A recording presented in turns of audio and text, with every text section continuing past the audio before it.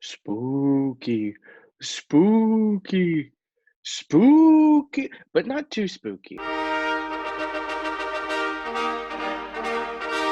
Hi, everyone. I am back at home, hanging out. Everything is fine. Do not worry about me. It is just like 9:43.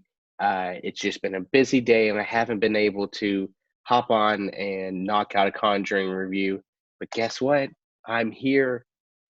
I I watched it. It was I had to watch it by myself.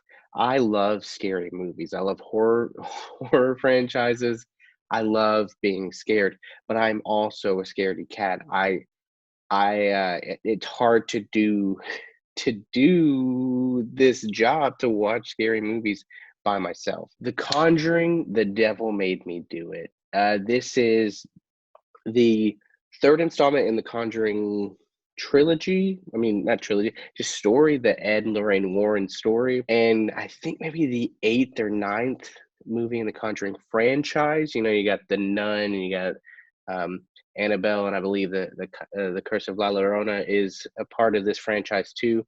And so James Wan, who directed the first two, he has stepped away. He's still producing, but he has Michael Chavez, who did The Curse of La Llorona, come in and take his spot just because they've worked together. And he was like, listen, it's in good hands, we promise. But of course, we were all a little skeptical. But you know what? I'm here to say The Conjuring, The Devil Made Me Do It. It's kind of a nice breath of fresh air for this, like for this franchise, for this property. They are in the middle of an exorcism of this young boy, and they some things are happening, so then a demon attaches itself to this other guy who's older, who's a family friend, dating the kid's sister. This is kind of the backstory of the first uh, American trial where a defendant uh, claimed demonic possession and to get out of punishment as a legal defense. Yes, those are words. Those are the legal terms that I've nailed. It took me a while. I'm sorry, Patrick Wilson. Forgive me. Is this movie good? I really like this movie. I think they said that they were going to try to get away from the haunted house setup for this one. There were talks that they were going to do like a werewolf story. There were talks, they were going to do something else.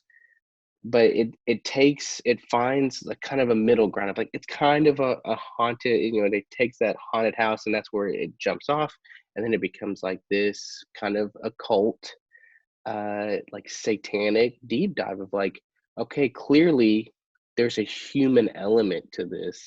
Something is being set up, and that is really cool. It was really nice to like have this mystery. Like the first two movies, you're trying to figure out what's going on, but really, the whole time, okay, this is something demonic. This is something, you know, uh, that is out of this physical world that is doing this, and something that is scary and cannot be controlled. This kind of starts to, as it unravels, you're like, okay, there is someone behind pulling the strings, and I like that, and I like because although the first two movies are so focused on the house, you spend a lot of time with the families who live there, and not a lot of time with Ed and Lorraine.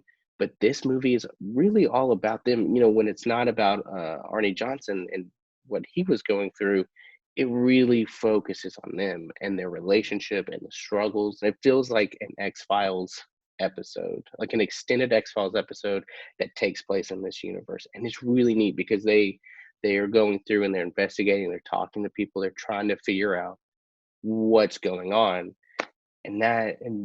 I really dug it. And a lot of people have said it's not as scary as the other two. And that's true. It's okay to take a step back and be like, hey, this one, it's not gonna scare you as much, but man, it's gonna give you a good story, and it's gonna entertain you, and it's gonna It's gonna make you feel for these characters a little bit more than the other movies did.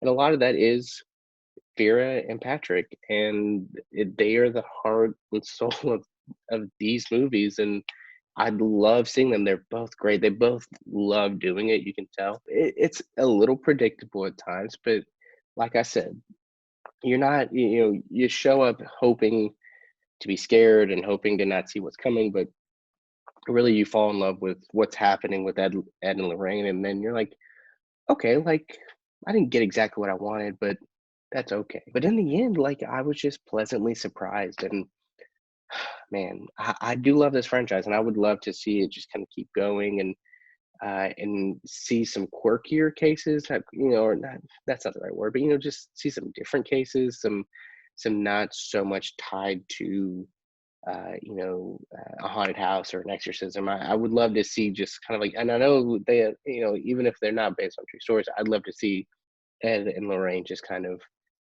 you know, investigate weird stuff. Like that's what I need. That's what I want. Give them an HBO Max series. If I had to rate it out of how many creepy Annabelle dolls out of 10, I would give this one like a solid 7. It's entertaining, moves the story forward.